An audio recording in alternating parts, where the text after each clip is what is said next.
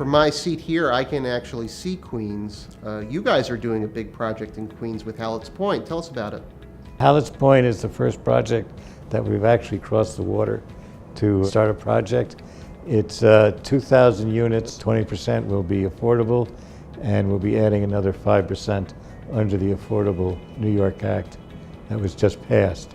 It's 7 buildings, 2 of which are completely all affordable, and one is an 80-20, and the other will be partially have affordable apartments in it.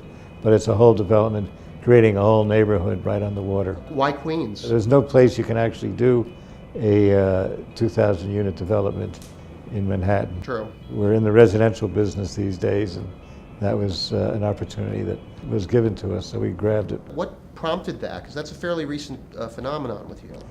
Residential development. Yes. The demand for new office space is being filled by Hudson Yards and downtown, so we don't see much immediate future in office building development. So in order to keep developing, we're now only doing residential. What has that been like in terms of surprises that have come along the way? No real surprises. We started in 2003 with Helena on 57th Street, so we already gotten our feet wet 10 years ago. So we're taking everything we learned in commercial development and applying it to residential development.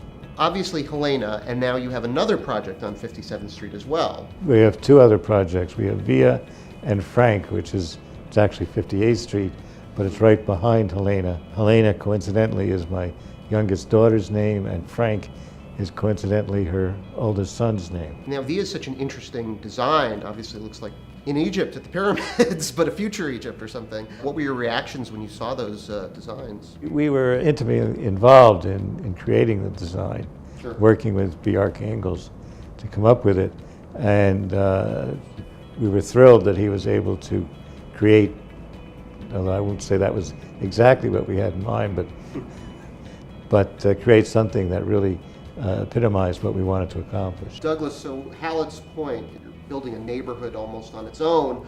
How important is it in terms of residential development, the amenities? It's very important for these buildings and for buildings like Via that take a little effort to get to.